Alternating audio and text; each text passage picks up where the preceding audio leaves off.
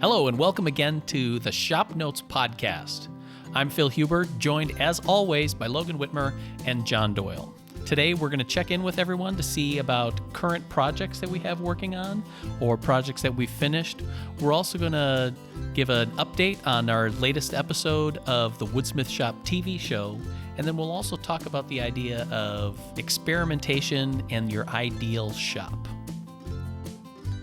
This episode of the ShopNotes Podcast is brought to you by Woodsmith Magazine. Woodsmith Magazine has been the trusted source for all your woodworking information for over 40 years. From tips and techniques to furniture projects to shop projects, you can find it all in Woodsmith Magazine. Subscribe today at woodsmith.com. All right. Okay. So I'll start today with what's Okay. on my workbench, and it's a recent accomplishment. And I feel like I've started a bunch of stuff again and then didn't really finish it. So I don't know if anybody can identify with that. Yeah, I've done that a few times. Yeah. I finish Once. everything I start. I mean, like in a timely manner. Oh, Okay. yeah. So what it was is this hand crank grinder, and it has a 4-inch wheel, which is super cool because it's got a cuteness to it. Definitely. And I got it at a flea market thing that the local Des Moines Woodworkers Woodworking Club had done a few years ago, and I've used it well enough, but it's one of those things where I like just taking a tool and fixing it up. Sure. Yeah.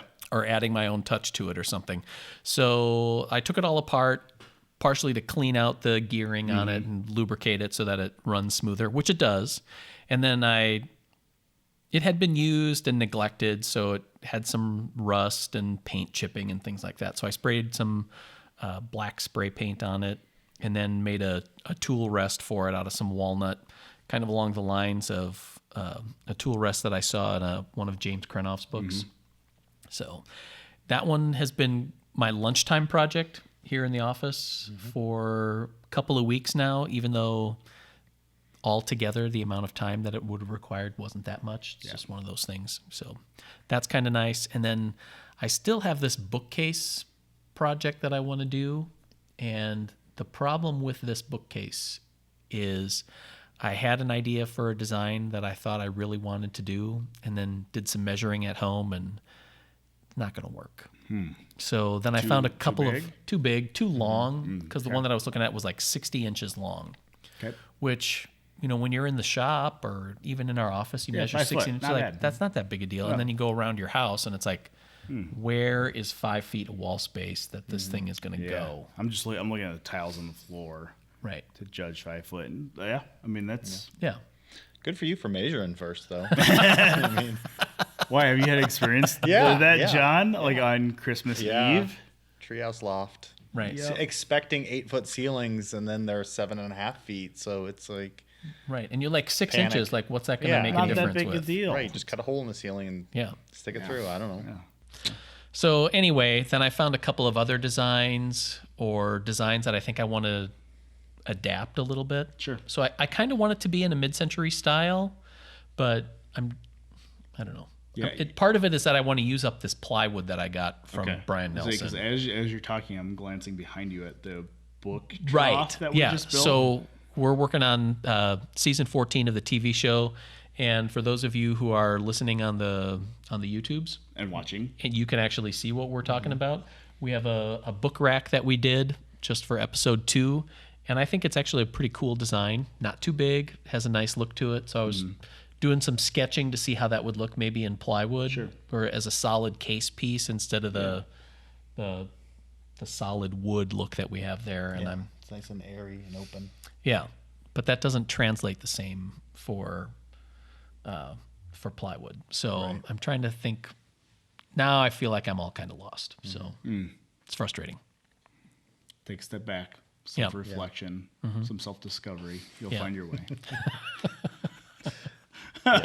None of that being helpful. That's all very motivating. Thank you for that. Yeah. What do you got going on, John? Like you said, we are in full Woodsmith Shop shooting mode again. So Yeah. usually from the first of the year to June, we're shooting episodes of the Woodsmith Shop, about 2 episodes a month. So getting together a lot of props for that and working on stuff for the magazine and kind of finished up some beginning of the year projects and working on readers tips and all that kind of stuff. Yeah, So trying all to that fun day job stuff. Yeah, trying to catch back up Yeah. from the holidays and after the first of the year. So nothing too exciting, but Yeah, luckily these last 2 show projects we've done haven't been terribly large. So they haven't required a bunch of props. When we shoot our show, we try to have props ready in different stages of the process. That way, as we are filming, we can continue to kind of scoot along because we only have a set number of days to get a episode shot, right? But these 2 projects, the bookcase and the last week we did the miter saw station. And that was all plywood, so that goes together pretty quick, basically just show up with a few sheets of plywood and start cutting pieces, and it's not too bad. And this one, this bookcase took a little bit more. There's some rails and tenons and stuff to get done, and but nothing terribly crazy. What's episode 3? I mean, without Is that giving too much candle away. It is. centerpieces? Yeah, so so it'd be everybody's candle- going to do yeah, their own different- candle centerpiece type thing. Yeah, like but- different candle holders and stuff. So that shouldn't be bad either. And then I think we have a tool maintenance episode. Right. So and some stools? yeah, Stool samples? stool I believe samples. is that episode? I don't That's know. not the title. Is that not the title we're I going don't with? think we're gonna go with stool Yeah, it samples. was a working title, but we're not. Yes. Okay. Not going to probably go with that. So we're going pretty easy on John. Yeah. I mean, for having props, Yeah. he has a lot of time to get other stuff done now. Yeah, somebody ordered the alder and it was delivered and it was all 8-quarter alder. Isn't that what you told me to order? I don't know. A lot of people were saying stuff. Right. But it was nice because then I could resaw it all. And I'm going back to my bookend text right now and Okay, here we go. Yeah. We're on We're camera. doing this thing. Yes. So It's it wasn't not about bad. assigning If you're blame. gonna resaw wood, alder Alder's a is good one to pretty resaw. forgiving. Yeah. It went pretty quick, so it wasn't too bad. I'm not gonna bash you for that. So even though I It did. actually turned out fantastic. Yeah. It looks really nice. Yeah. I know it. I feel like we say this all the time because last season we made a couple things out of alder, but it's one of my new favorite woods. It's my old new favorite wood because we've been using it for a while and it works so It works really well. If you don't mind a few knots, or if you want to work around, the knots of the rustic alder, it's really nice to work with. Yeah. Yeah. But it's not like pine where you have a lot of knots No, or big giant ones. No. There's fewer of them. Right. It's kind of like a better looking poplar, I'd say. Yeah. It's like the cherry of the poplars. Okay. I was thinking It's like more the of like, Toyota Camry of woods. there we go. It's reliable. I was thinking it's like got all the great workability of like white pine with the appearance of cherry. Okay. I will have this be noted. He did not say 8-quarter. I think I just took a picture of Just the took a cutting picture of the cutting diagram and sent it to me. Right. and said like 1.5 of this. So I ordered 8-quarter. But you know what? It worked out. It worked out beautifully. So And we have some nice book matched panels Yep. somewhere on that. yeah, Oh, yeah. they're Somewhere. book matched. So nice. How about you? I'm sitting here holding a couple pieces of walnut Sure. from my side tables. I glued these up probably before Thanksgiving. Came back 2 weeks later. They've been sitting here on our TV set because we kind of do our woodworking where we can, when we can. Sure. Right? So they were sitting here on the TV set, and I pulled the panels out to start cleaning them up and laying out dovetails. And actually, I just grabbed my shoulder lines on here. And then I realized 2 of my panels had split right down a glue line, like maybe only 2 inches. And I've had this problem with this particular walnut before. So I don't know if there's a lot of tension built up in the wood, and when I cut it, I'm just not letting it rest enough before I glue up the panels. But these boards sat in here for a couple days before I even cut them, so they acclimated in here. I don't know if we had a bad bottle of glue, but Sure. it passed the sticky finger test Yeah. because I did the it was hide glue, and the Type Bond hide glue is great. I think just these boards that I have, this is a walnut log that was cut up in Waterloo, Iowa, and I bought from a guy that had sawn it, and it's been sitting outside yeah, it's been covered, but it's been air drying for like 30 years. I mean, it's been air drying forever. And it just seems to have a lot of tension in it. It's palpable. You can feel it. Yeah, you cut it with a knife. Yes. But I was sitting here looking at it and I'm like, you know what? I could probably squeeze some high glue back in that joint. You know, squeeze some on there, blow it in with an air compressor, reclamp it. I'm like, you know, I just cut them apart. Start over. Not starting over, but I ripped them apart. I'll re-glue them up. The whole thing will become about ½ inch shallower than it was going to be. But I think that's the best way to tackle it. Yeah. You know, just get some. I'm going to use some Type Bond 2 on it. Maybe some Type Bond 3 because it's a little darker. Yeah. You know, might hide the glue line a little bit better.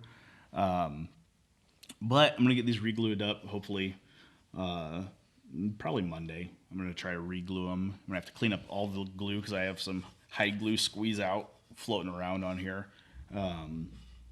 Clean it up, see if I can get the panels to clamp flat. And, you know, you don't want glue joints cracking. So No.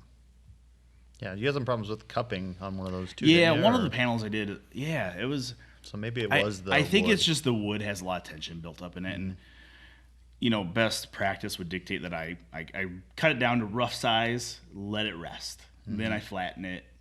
Ain't nobody got time for that. Right. When you're trying to shoot between TV shows, or when you're trying to build stuff between Yeah. TV shows, this is See, one of those. I'm like- always trying to let it rest. You know, just like, Yeah. let's sit on that for a while. And just, you know, But yeah, it's About it. it's interesting because this is the same walnut that I used for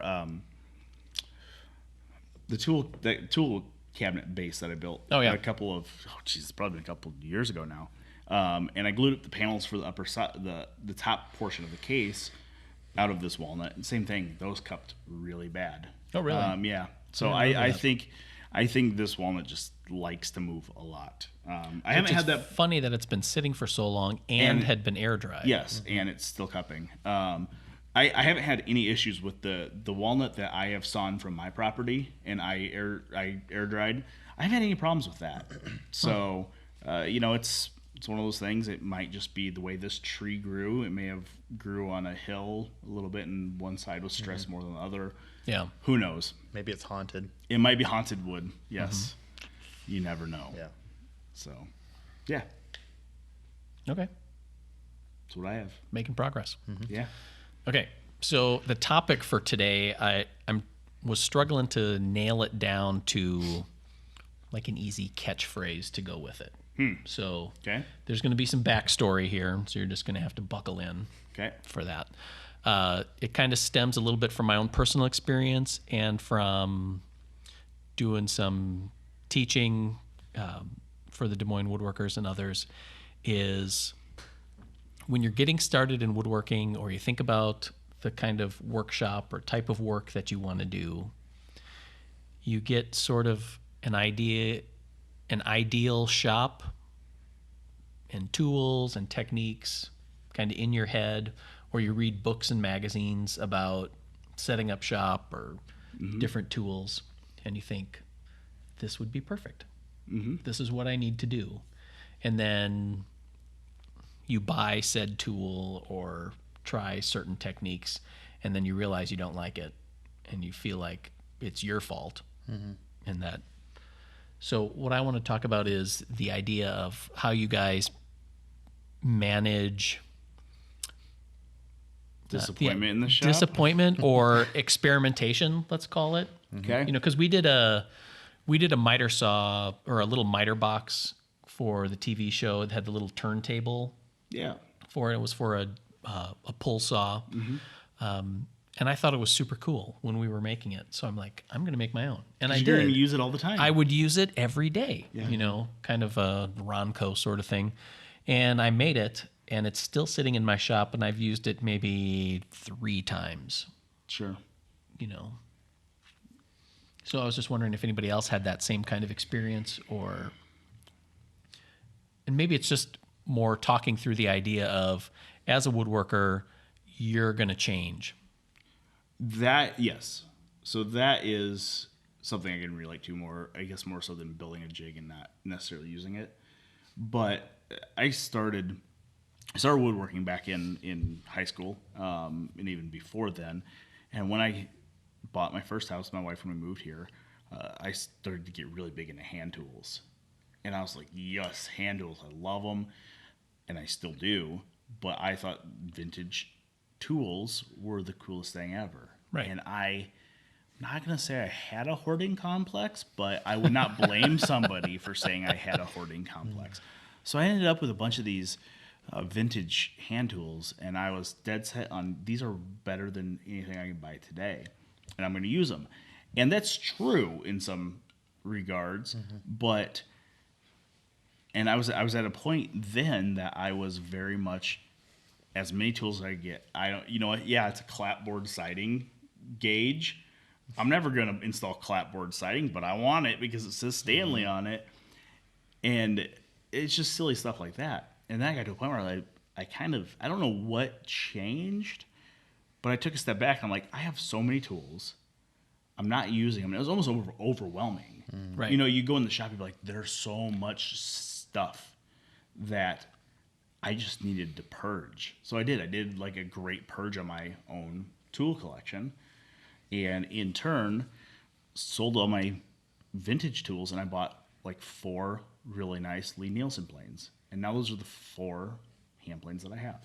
You know, I mean, I got back into the hoarding complex a little bit, but Relapsed. I relapsed. Yes, some people would call it a relapse. But yes, woodworkers, I think every woodworker will change at some point, you know, and your workflow changes, the type of work you want to make changes, stuff like that. And it may be you go through phases, right? Yeah. That you experiment with one thing more than the other. Like right now, I'm in the turning thing. I'm in this turning phase, and I noticed I took out a couple stumps last summer, so almost a year ago. I did a bunch of green turning then, and then I kind of just was like, all right, that was fun. I'm done with it now. And then I picked up turning again. So it's like one of those things. It's cyclical, you know. It comes and goes, ebbs and flows.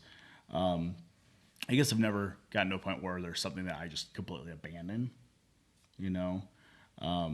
But I think everybody goes through a journey, a woodworking journey. I'm getting real deep here. I feel like I should lean into the mic and talk. But I think there's to go along with that though. There's one of the knocks against our hobby or craft is that it can be expensive. So I think when you're just getting started, you really want to get it right. Yeah. Yeah, so kind of on that same vein, I guess, of when you're starting out woodworking. When I started out, I thought I'm going to do all kinds of mortise and tenon joinery and you know, that kind of furniture. So I went out and bought a mortising machine. And, you know, after a while, I kind of ran out of space. You have kids and your shop gets smaller. And I found that I just didn't use it as much. And I found that I could, you know, make mortises on the drill press or with the router and that kind of, and, you know, other ways of doing things. So I found that I didn't need it anymore, and I got rid of it and do things other ways. And yeah. Well, so, you know, it's interesting. This is, you know, it's a Friday right now. Last night I taught a seminar, or I gave a seminar out at the woodworking store locally. And that's one thing I said to a lot of the guys out there is, I like stuff in my shop that's multi-purpose, right? I mean, most of us, there's nobody that could say my shop's too big, right? If somebody says their shop's too big, they're a liar. There's a few things that I think can be single use. It's like kitchen gadgets. I hate single use kitchen gadgets. My wife bought she'll never listen to this, so I could say this. She bought a zucchini noodler. I think we used it once because you don't want zucchini noodles, you want regular noodles, right? But it's, I mean, in my shop, kind of the same thing. I like stuff to be multi-purpose. Sure. There are, I think, a few things that I appreciate having, like a mortiser is something that you don't need it by any means. You can make mortises other ways. It's sure nice to have it if you're making all you're doing is making in mortise and tenons, then and that's all it does, you know. But yeah, like you said, there's other ways to do almost everything. So, you know, I think we evolve as woodworkers as well. Yeah. So, it may be that you start off making dados only on your router table, and then you start making them on your table saw, and you're like, oh, I like this better. You might feel a different way, but right. Yeah. So I think that's the lesson that I don't know, I feel like I continue to learn about my own woodworking, and giving myself grace, and then in talking about that to other people is, it's okay to, you're not really wasting money necessarily or wasting effort. It's the process of learning about the craft of woodworking. Yeah. To say, like, you don't have to try and have the perfect workbench right from the start, because I think there's this idea, just as an example of workbenches, that if you're going to get serious about woodworking, you need some holy altar of a workbench. And this is the one that's going to be with you until you die. And then your kids who take up woodworking will pass on to their kids and whatever. And, like, I did that and made a workbench that I'm really proud of and has worked really well for me for almost 10 years now. And yet I still think, like, man, I kind of want something a little bit different. So then it's like, why did I put an empty shelf underneath it? Right. That cuts. Yeah. So it's like, so was that workbench a waste of effort then? No, and I don't think it is. No, and I the more you talk about this, the more I kind of get what you're saying as far as, everybody has this idea in their head, like, oh, that's what my perfect shop would be. I need to buy a bandsaw, I need to buy a drill press, I need to buy a mortising machine. And you might buy all those, and once you do, you realize, I don't really use that much. Yeah. Which there's nothing wrong with that. You're kind of discovering how you do woodworking and what tools you need and how you like to work. Right. So, I think your mortising example is exactly right, because I love doing mortise and tenon joinery. And I've always thought that I've wanted a mortiser. And I love using a hollow chisel mortiser. I have the attachment for my drill press, which I like, works really well. But I still think, like, I would really like to have a mortising machine. But then we'll do something like, for Woodworking Essentials, we were looking at a compact router table. It's over there on the shop that uses a palm router, and the router can be set up as a horizontal router for doing, basically turning it like into a slot mortiser. Yeah, sure. And I did a technique on showing how to set it up and using it, and I did it, and it was, like, I would do this all the time. So now it's like, I really want a slot mortiser, or I really want a horizontal router, and or I really want to do mortises with a plunge router and a guide bushing jig, or just a plunge router and a edge guide, or whatever. And it's and I don't think there's anything wrong with, like, switching how you do certain techniques per project, right? I mean, no, I don't think there is either. I think we should healthy. Right. I think there's a balance between, like, you should be good enough at a one technique that you feel competent and confident doing it all the time. But then I think there's also it's also good to have a couple of backup ways of doing it for whenever you need to switch things up because of how the project works, different or because applications, of how you have tools set up, that you can't use your plunge router to do mortises because it's already set up for something else, and here you need another way to do it. Yeah, and kind of on that unitasker versus multitasker tool, it's like you start to look at your tools as, well, basically they're all just a motor that makes something spin, whether it's a table saw or a drill press or a router. And it's like, how can I use that single motor to do another task? Like, how can I sand on the drill press, or how can I use the footprint of my table saw as the router table, or use that space and motor in a different way. And we've done a lot of projects like that. Like, you have the belt sander jig for your drill press, and I have one too. And I don't have one. Oh, I'm sorry. Oh. You should get one. You should make one. I should make one. I can get you the plans. Okay, thanks.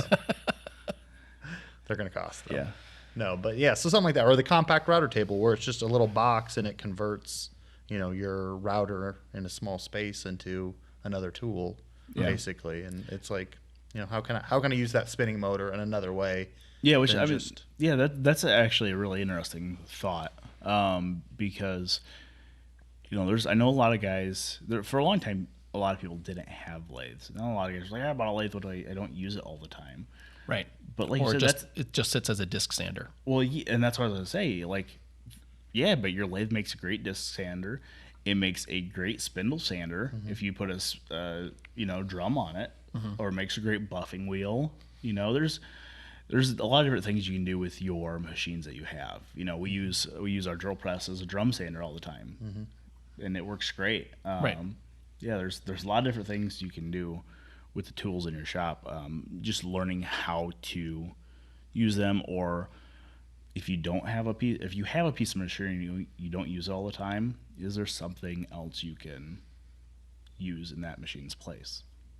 And what I always tell my wife is, like, when I buy a new tool, it's like, it's not worthless. If I don't want it down the road, it still maintains some value, and I can sell it to Right. somebody else and Exactly. reinvest that money, and it's not just totally throwing that investment away. Yeah, And, and that's something that I've always. I'm a Craigslist scavenger and Facebook Marketplace scavenger and stuff. So I don't think there's very few tools I bought actually new, Right. because I don't have a reason to. My table saw right now, I paid a couple $100 on Craigslist, and I think I can actually sell it for a profit in the current marketplace. So that's a fair way, I think, to try out and test out new machinery. Yeah. If you see a deal and you think you might use it, get it used. get it used and try it. See what happens. Yeah, Yeah. experiment in your shop. Yeah. And I think it's more a mindset shift of trying to be, and maybe this just goes back to, for me personally anyway, just the, I don't know, frugal nature of, upbringing or grandparents and things like that, versus looking at it in terms of woodworking as a craft, and it's more like lifelong learning. You're going to go through different stages where you're going to try different things, and that even though you may not have that tool anymore, you've taken those lessons and applied it, and you've moved yourself a couple of notches down the road. Yeah. So, Yeah. because I think I found that in furniture styles too. Like when you're first starting out, it's like shaker, arts and crafts, because you don't want to deal with angles and Yep. curves and things like that. And then you start finding out, different paths that you can follow for different furniture styles or material choices or. Yeah, well, and I think that's an interesting way to look at it too. Is I think people start, like you said, building one certain type of furniture, one style, I guess, but eventually they find their way into a style that fits them. Right. You know what I mean? And then they've made it their own too. Yeah, and they made it their own. So it's kind of an interesting evolution of people in their shop. Yeah, I'm still stuck on the arts and crafts thing. Sorry, guys. I haven't just evolved yet. So that's because you It's haven't not finished an the evolve, project. it's just- It's because you haven't finished them yet. Right, I just haven't finished any of the projects. But Wah, wah. Oh, that's all right. You have to finish them before you move. right, that's the problem. Yeah. So now I have to finish all of them Yeah. at once. But you'll level up when you do. Right. So Yeah. Okay. Good talk. yeah. Experimenting Thanks, in the guys. shop. Feel like we had a lot of therapy today. Yep, I feel like it was a therapy Talked about session. Logan's hoarding and Craigslist scavenging and Hey, my procrastinating. So And my ability to not be able to settle on any particular tool. it was just a podcast episode of self-discovery. self-discovery. Way to make it sound creepy. All right. Thanks, everybody, for joining us for today's episode of the Shop Notes Podcast. Once again, you can join us every week. You can find us on all the podcast places: Apple, Google, SoundCloud, Spotify, Stitcher, YouTube, if you want to actually see how the sausage is made. So if you have any comments or suggestions or reactions to today's episode, we'd love to hear from you. Please leave your comments wherever you're listening to your podcast. We'd also love for you to rate the show. Specifically, we love those 5 stars.